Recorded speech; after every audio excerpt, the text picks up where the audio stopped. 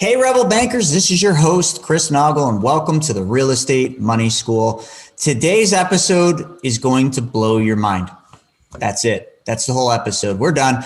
Anyway, let's really get into this. My guest, Megan Lamke, is one person that I literally have become her biggest fan. She has accomplished something that most of you would look at and say, this isn't possible. She went from being $500,000, actually more than that, but we'll just call it $500,000 in debt 5 years ago to now having a rental portfolio of over 531 million. You know, you guys remember that? The million, billion, trillion? Yes, that's what she did, and she did it, and you're going to hear exactly how. But before we get into Megan's story, let's talk about all of you. Let's talk about your journey to becoming a Rebel Banker. That journey is filled with a lot of things, some bumps, some bruises, some happy, some sad. It's also filled with you gathering and getting a lot of knowledge.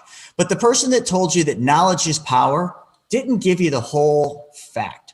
Knowledge isn't really power. It's the application of the knowledge that you're going to get. So in today's episode, you're going to learn some things. You're going to hear an amazing story. I want you to take action on one or two of the things that you learned today. That's how you're going to get ahead in the world. Now I'm going to challenge you. How about I give you something for free? If I give you something for free, but you have to take action to get it, most of you will actually do that. So here's what I'm going to do. I'm going to give you one of my books, either one. I don't care. Private Money Guide, if you're looking for money, or Mapping Out the Millionaire Mystery, if you want to learn what the wealthy do with money. You can have either one of those books for free, but you got to take action. You got to go to chrisnoggle.com, swipe up one little swipe, and click on free book. So let's see how many of you can take action on that, because that's the first step. If you can do that, you can do just about anything. But let's get into Megan Lamke's story. Megan Lamke has a company. She's the managing partner of Megan Lamke Real Estate. You guys can look her up, but let's dive into this. Megan, welcome to the show. Thank you so much. It's such an honor to be here. Well, it's an honor to have you here. So, I mean, I don't even know where to start because I'm just so excited and I just kind of want to know it all, but let's start somewhere. So why don't you tell everybody about where you're at today, what you and your husband, Derek, do today with Megan Lamke Real Estate? Like, just give us a summary of that. Yeah. So I'm the CEO and managing partner of Megan Lamke Real Estate. We're a real estate syndication company. So what that means is we purchase large multifamily assets, and we do so with a team. So we're partnering with accredited and sophisticated investors to bring equity to the table. We're signing on large non-recourse loans like Fannie Mae, Freddie Mac to take down these large assets. And then we hire professional property management, professional asset managers to manage our portfolio for us. In addition to that, we have created a tool called a donor advised fund, where a portion of every dollar that hits our bank account goes towards this donor advised fund. And we're able to do some really fun impact investing through that. And I think that's something too that I should have actually started with that. You know, most of you, if you don't know Megan and what she does, she gives a large portion of her salary to charitable giving. Like, listen, folks, if any of you want to know the secret to success, the answer is give. And if you don't understand that, give more. And if that doesn't make sense, give even more. That is how you become successful. She figured this out, and she gives a lot of her salary to these things. And you call it something though, Megan. What do you call it? It's we call it impact investing. So we're prioritizing people over profit. So we're prioritizing our tenants, our investors, and the people that we're impacting over profits. But we found out that we end up being more profitable. And so impact investing is a way to put people first and make sure that you're delivering on increasing quality of their life. Well, you said something that's pivotal there, and I think you understand it, but my audience may not. You're becoming more successful, but yet you're giving more away. And a lot of people are like, well, wait, you're giving more, but you're making more? Like, I don't get that. It's a universal law, folks. Like, it's like gravity. Go up to the top of the highest building in your town and jump off. Well, don't do that. But if you did, a thing called gravity kicks in. You can't change it. You can't bend it. It is a certain. Well, what we're talking about, the art and act of giving, is the same thing as gravity. And no matter how you do it, I don't care if you give just to make somebody laugh, or if you give somebody money, or you just give somebody something that solves their problem, the only thing that can happen is you get. So that's going to be a big part of what we're going to talk about today with Megan's story. But Megan, you have $531 million in assets under management or under control. That's 2,225 units, headaches, units, same difference. But 5 years ago, you were, how much were you in debt? We're about $500,000 in debt. I had signed up for over $200,000 worth of student loans, went to a private university, stayed on to get my MBA, and my husband and I were drowning in debt. We had a mortgage. We had almost every type of debt possible: cars, credit cards, medical debt. We had a home equity line of credit. We had taken a personal loan from a friend. Like, we were drowning, and we wanted to figure out a way how we could improve our balance sheet so we could move up in the world and do the things that we're doing now, which is giving. Before we explain that part, let's go back to that period of time. What were you doing? What was life like? Like, I know you were born into a family that didn't come from money, much like myself. So can we start there? And then kind of just take people through a journey, because sometimes it's hard for people to realize, like, to go from, your 500,000 in debt to $531 million. It almost seems too good to be true. Right. So we got to take them on the journey. So would you do that for us? Yeah. So I grew up in middle-class America. My parents are amazing, but they struggled financially and had medical debt and went through a bankruptcy when I was really young. So what that caused me to do was go to my elementary school library and pick up copies of business books like Rich Dad, Poor Dad, and start reading them as an elementary school, middle school student, and plant seeds for where I wanted to be in life and what I wanted to accomplish and who I could impact. So fast forward, went through college, then met my husband, and that's where we pick up this story of we were drowning in debt. We got engaged in July 2014. And one of the first things that we did going through our marriage preparation courses was, how do we manage our finances? And we chose to go through Dave Ramsey's Financial Peace University and sat down and said, oh my gosh, this is like, life could be so much better if we were out of debt. Like, what could we do if we weren't slave to all of these lenders? Like, what could we do?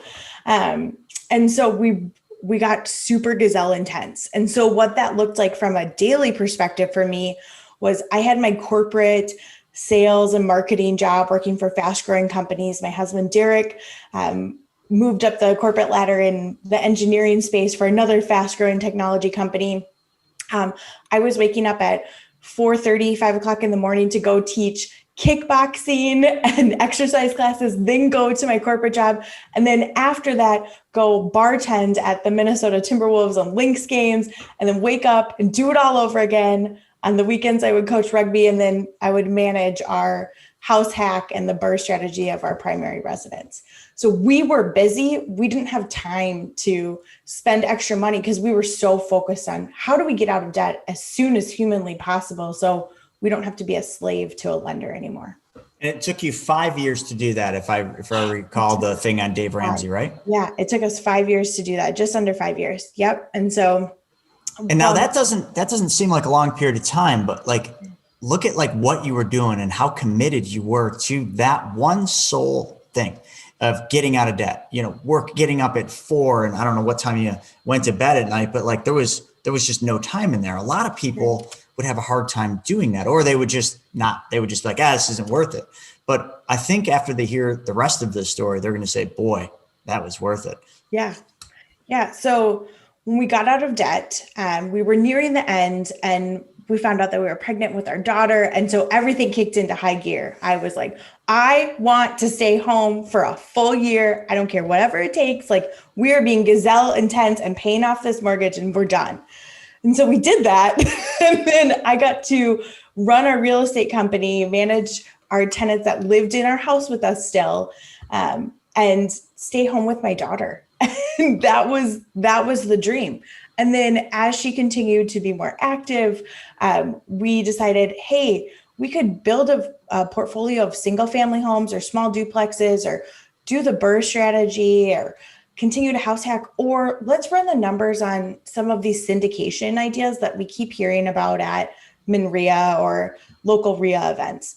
And so I ran the numbers, and for us, putting a down payment on investment property that we weren't going to live in was more expensive than the minimum investment in a real estate syndication.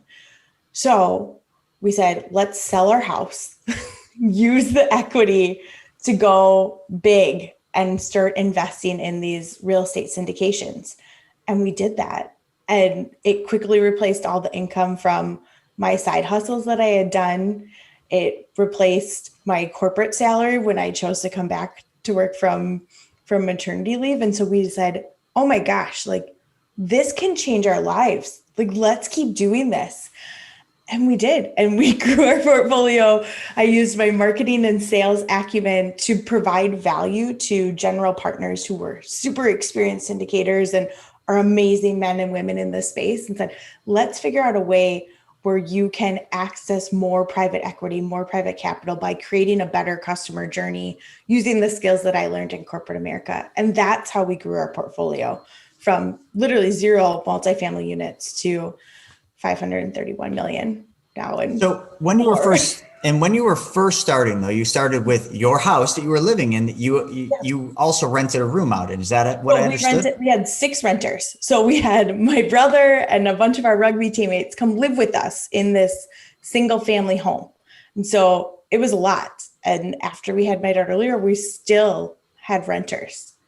And it was crazy, but it was good. And that allowed us the freedom to start looking at other real estate vehicles that could help support our income. Gosh, I can so relate. I didn't have that many living in my house, but my first house, 24 Cherry Street, when I hit hard times in 2008, when the market fell out and I was an advisor, I had to rent 2 rooms out in my house. Not as many as you, but I had 2 renters, and Larissa was my girlfriend at the time living there. So I can relate to that. It's interesting, but I mean, it's kind of fun. You can't disagree with that. All right. So, and then instantly, so you went from there, then you sold that house, and where did you live after you sold that house? Yeah. So we bought another house, like a meager home where it was the mortgage would be less than 25% of our take home pay, like living super frugally. And that's where we live now. And we chose to invest the equity in syndications. And then after you started doing that, so that would have gotten you into one syndication deal, I would guess? No. So we did a proof of concept. One of the biggest syndicators in the space allows for a proof of concept where you can invest a small amount. It was $5,000 into a syndication. And I said, this is amazing, honey. Like, we're actually getting the checks. Let's go do more. And so we did. And so we used the rest of the equity. We profited $274,000 on selling our house. And so using that rest of the equity to invest in multiple different syndications and diversify our portfolio. And that's when we started to replace all of my side hustles, because you're not going to replace an income on a $5,000 investment that's over 5 years. The mathematically, that just doesn't work out, but the concept does. And so that's what gave us the confidence to continue to scale and grow. So somebody that wants to get into this, that, maybe doesn't have a lot of investable assets, can they do what you did? Like, it's $5,000. Yeah. So what if they're not accredited, though? If they're not accredited, so what you want to look for are syndicators that have what is called a regulation CF, or regulation crowdfunding. So we do this in our business, but there's very few out there who offer this, because again, they want to go after large private money where people can write a check for $1 million and without blinking an eye. So we decided we wanted to disrupt the industry and have crowdfunding be a part of the way that we raise capital. So there's crowdfunding platforms all over the place where you can look to see if you can invest in a syndication. And some are as low as $1,000, some are as low as $5,000. That's awesome. And so today, what is your main function of the business today? So I know you've got all the, the stakes in those syndications that you did with the initial equity from your house, but are you rolling profits back in? Are you living off of the money? So tell us a little bit about how. Yep, we're rolling profits back in and we're continuing to acquire more and more. Now that we've completely changed our balance sheet, we're able to sign on the loan and help partner with syndicators and take down these larger assets and continue to bring in friends and family from private equity and help focus on marketing and sales in the organizations and provide value through those automated processes. That's awesome. So you're actually doing the deals now as one of the main, so you're going out and raising capital today. Yep. Mm-hmm. Oh, that's awesome. So you're not just investing in the syndications, you're actually one of the big ones going out. And how big of a learning curve was that to learn about this? And also, could you just clarify, because a lot of people, when we say accredited versus non-accredited, they don't understand that. Could you give the definition of what an accredited versus non-accredited is? Yeah. So an accredited investor is an individual who makes over $200,000 for the past 2 years, or together with their spouse, they've made over $300,000 for the past 2 years, or they have over $1 million in net worth, or they've taken a series of professional exams and qualify based on knowledge as an accredited investor. Are the general 4 buckets that people normally fall into. There's additional variations if you have an entity, but those are the ones that apply to the majority of people. Almost like you were reading it right from Investopedia. That was good. I mean, I've said it quite a bit, but because I think a lot of times, and I am a partner and operate several Reg D funds, which are accredited only. So, a lot of people get scared when they see these investments, they want to invest in them, but then they see that it's got to be accredited and instantly they just say, oh, there's no way I'll qualify for that. But there are alternatives, and that's where the crowdfunding comes in. And the other one you had mentioned was what I thought you were going to say a Reg A plus. No, you can do Reg A plus, but for Reg D, there's 506B as in Bravo, where you can have up to 35 sophisticated or non-accredited investors.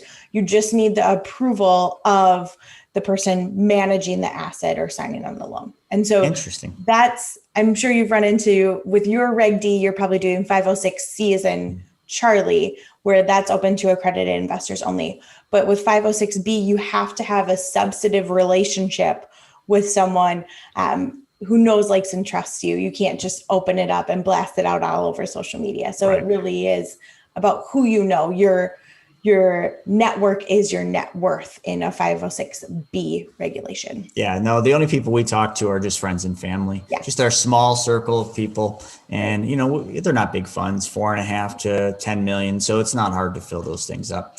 But so let's get back into kind of your, what you're doing and how you're doing it. And, what opportunities are there with people investing in what you're doing?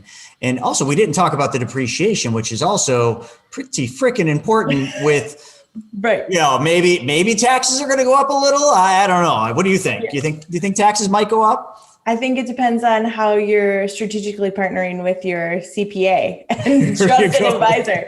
So I'm not a CPA or a financial planner, but I can tell you that as our real estate portfolio increased, our taxes did not increase because of things like depreciation and bonus depreciation and cost segregation, all of which as a full-time real estate professional, you get to take the losses on those large assets. I was kind of joking, just meaning like, hey, with this new administration and then, some of the things that are happening, it's pretty inevitable that taxes are going to go up. I mean, I know it's supposed to be 400,000 or more, but that's going to drive everybody's taxes up. So anyway, not even going there, but the bonus depreciation and all the cost segregation is a major reason why people are really looking very seriously at syndication models. I know the returns are great, that's how you're living and that's the income, but also that depreciation, for certain people that do have tax liabilities or will have them, man, I don't know how you beat that. I really don't. Yeah. I mean, that's generally what we ask is we partner a lot with our CPA and say, hey, is there anyone that we should go golfing or on the sailboat with that really hates paying 37% in taxes? Like, is there someone where you're just like, man, you're my client and I feel so bad that you have this giant tax bill. You should go talk to Megan. It's so awesome right now. I just glanced over, like this person calling me on my phone is a huge syndication person. And she started similar to you, came from the technology world, saw the syndication model. And now that's all she does. And she crushes it. So didn't mean to segue to that. It was just ironic that she doesn't call me very often, but here we're talking about syndications. Yeah. And the one person that I go to for my knowledge on syndication is Holly, and she's calling me. So Holly Williams? gosh. Yeah. I love her. Oh, yeah, she's oh amazing. My gosh. Shout out to Holly. Small world. Yeah. Oh my gosh. I almost feel like I have to text her and tell her I'll do it after and tell her we're on the phone. Yeah, Holly is so amazing. You should call her back. She probably has something to talk to you about. Oh, she does. She's got like $1 million left on the syndication deal that she's doing right now. She was asking, well, I don't know if that's why she's calling, but she was asking if I knew anybody. Yeah, she finds some good ones. That's for sure. Yeah, it's true. All right. So let's talk a little bit about putting people first. Like, where did that come about? Like, how did you, very few people ever come across that and actually take action. A lot of people say, oh yeah, I want to get to that point. But too many people say, when I have money, then I'll give. But that's backwards. You got to do it when you don't have anything. And then you'll continue doing it when you do have everything. So how did this happen for you? Well, again, going through Financial Peace University, and my husband and I have a faith practice where we believe in giving regardless of the size of your current means. So still giving a 10% of your income, even when you're struggling to make ends meet. Like, we believe that if you're faithful with the small things, you will continue to be faithful with larger things. And how are you ever going to be faithful with larger things if you don't steward what you have well? And so there's a concept of tithing where that came in, but really prioritizing people. Living through what I've lived through with my parents, going through bankruptcy, there are people in our life that made it easier and treated us as like human beings. And I wanted whatever I built as a young child, you have all these dreams. I wanted whatever I built to make sure that I still recognized the humanity in people that were either my employees or dreaming about being a real estate investor. And now here we are. And so that's what I wanted to do, is not just be a landlord, but be a landlord that understood people and why they're renting and what they're trying to get to, and then giving them a means to do so. So like, one of the things that we do with our tenants is we offer every single one of them the same class that we went through, Dave Ramsey's Financial Peace University. And we say, if you participate for 9 weeks, we'll reimburse you, or we'll add this free amenity of Ramsey Plus, and anyone who wants to take us up on it, here you go. Here's the tools that we use to change our lives. If you want them, here's your hand up, not your hand out. And it's changed our tenants' lives, and it's allowed them to continue to pay rent in full on time in the craziest year that we know 2020 was. But that was one way that we chose to prioritize people. Yeah, it was a crazy year, all right. And there's still a lot of craziness going on out there. There's no question about that. But, hey, this too shall pass, I guess is what they would say.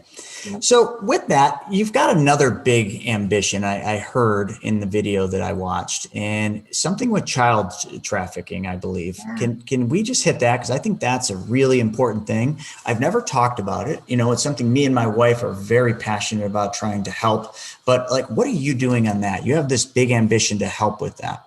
Yeah. So we partner with a nonprofit organization called venture.org in their Business for Good program. And what we do is we sponsor border patrol stations all throughout Southeast Asia that will intercept women and girls as young as 2 years old who are being sold into sex trafficking. And so like, as a mom, when I heard that, my daughter was 2, it broke my heart. And I decided I had to do something about it. So we give a significant portion of our income to fighting that. And then once these women and children are intercepted, and we either go through a reunification process and help the family with microfinancing loans or agricultural loans so that they're not trying to sell their children.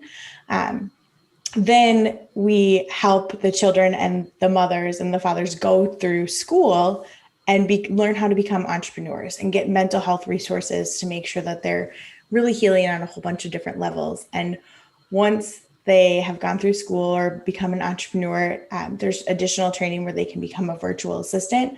And that's where we start to hire them as virtual assistants in our company to run things behind the scenes. And so it's been really, really amazing seeing someone who we rescued from trafficking now helps me with my social media marketing. like a complete life change. Like, who knew you could change somebody's life who was either digging clay for $1 a day or selling their body for $3 a day by paying them $8 to $15 an hour? You're changing their life, their family's life, and their whole community.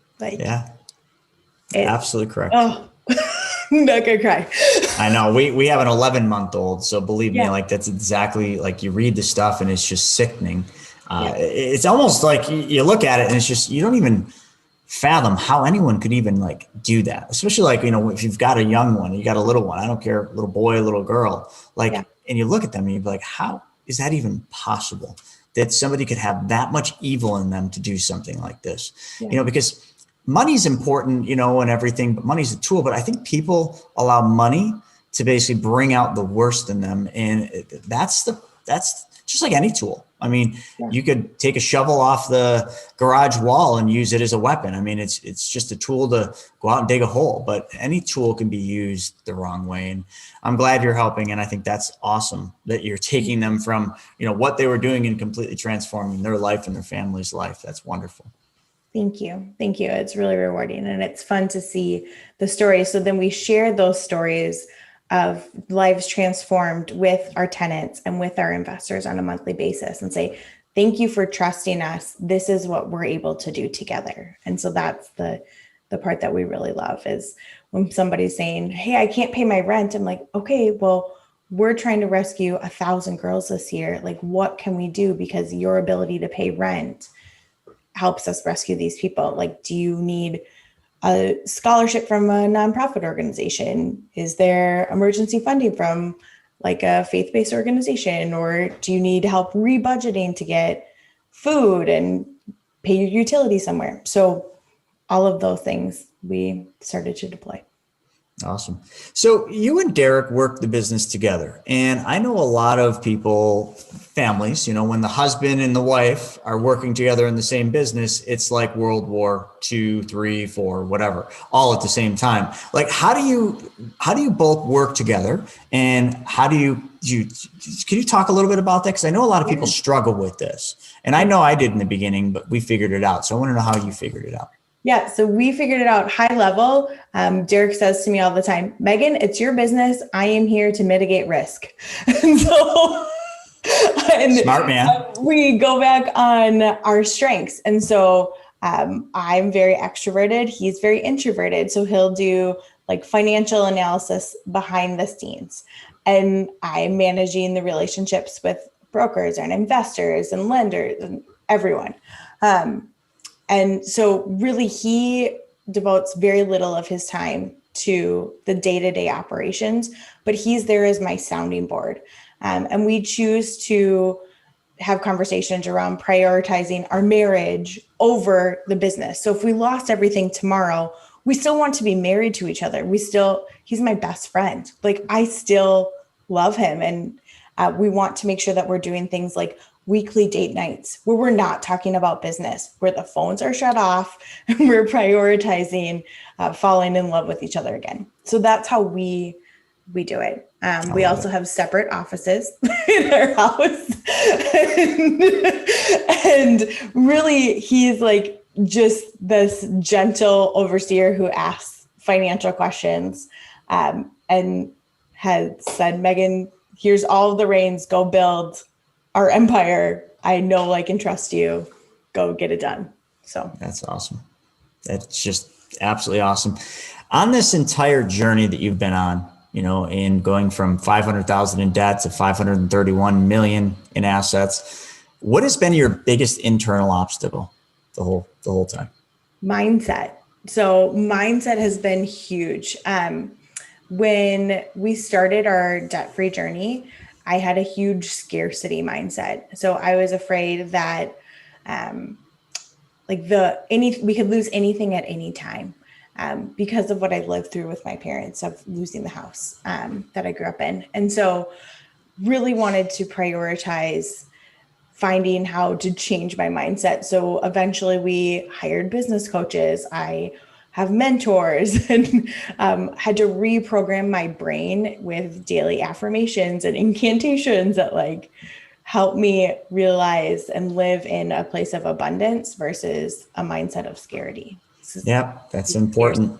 Yeah. Mindset's one of the most powerful things and one of the biggest reasons people never make it to their goals. And it's why they always say, the wealthiest place on earth is the cemetery, because that's where the dreams die. And because you went from a scarcity mindset to an abundant mindset, that abundant mindset has enabled you to climb to these awesome levels. And your journey is probably just beginning. But the best part about your journey is you're taking a lot of people along with you. And I commend you for that. Thank you so much, Chris. Yeah, it's fun. Early on, really one of the things that we struggled with is, who are our friends now? We completely changed our life. And it's hard to know who your friends are when you're at that. And it's really lonely at the mountaintop at the top. So for us now, it's all about who can we bring with us? Who can we impact? Who can we help get to financial freedom? And it's who can stand at the top of the mountaintop with us, rather than us being there by ourselves being like, well, that was fun. That was a crazy journey. I'm glad we did that. Yeah, that is interesting. As you find different levels of success, you also have to find different people to surround yourself with, because the same people that you grew up with or that you were with at the hard times in your life, sometimes they can't take the journey with you. Their mindset won't allow them. They just want to hold you back. They don't want to see you be successful. And boy, oh boy, if I hadn't seen it firsthand in my life, from best friends to family members, and the jealousy and everything, you would think your best friends would be happy of your success, but sometimes they're not. And when that happens, you need to put them in timeout. And that's a hard thing to do. So I don't know if you've had to do anything like that or, practice the timeout game, but I certainly have. We haven't practiced the timeout game. Things just kind of naturally happened. So we have more time freedom than we've ever had. And so the friends that we choose to hang out with now have flexibility during the day. And so generally they're real estate investors or entrepreneurs, and we're going golfing or sailing or hanging out. And we tend to prioritize family time in the evening. So we're not going out to a rugby practice or a happy hour after work, because we're prioritizing that quality family time. So it's just different. So important. So how would people go about learning more about you? And the different investment opportunities or everything that you're doing, where would people go? Yeah. So we have everything on our website. It's meganlamke.com. So meganlamke.com. We have a free ebook for anybody that wants all of the questions that I asked when I got started. If you're gritty enough to take action, just go to our website, meganlamke.com/grit. And that will get you all the questions and answers, and has our ebook about investing. And that's a good place to start. All right. So folks, we'll put that link in the show notes. So when you're done listening to this, if you're ready to take action, which boy, oh boy, you should be, you're going to just click that link, and it's meganlamke.com/grit. So Megan, this has been really an honor for me to have you on and to tell your story. I appreciate your time today. Thank you so much, Chris. The honor is all mine. All right, folks, you heard it right there. What an amazing journey. And in a short 5 years, you just heard how she changed her entire family legacy. And you can do the same thing, folks. You just have to remember, action is what makes it happen. That wouldn't have happened for them if she didn't buckle down and take action and do what the average person is unwilling to do. Well, all of you listening, you are the 5%ers. You are the rebel bankers. and you are the ones that will do whatever it takes. So go out there, take action on what you learned. Check out that free ebook at meganlamke.com/grit. And also don't forget my offer, another 2 free books. You got the Private Money Guide and Mapping Out the Millionaire Mystery. So make sure you go to chrisnoggle.com, click on the link and get your free books for that. All of you, thank you for joining us for another episode of the Real Estate Money School. We'll see you on the next one.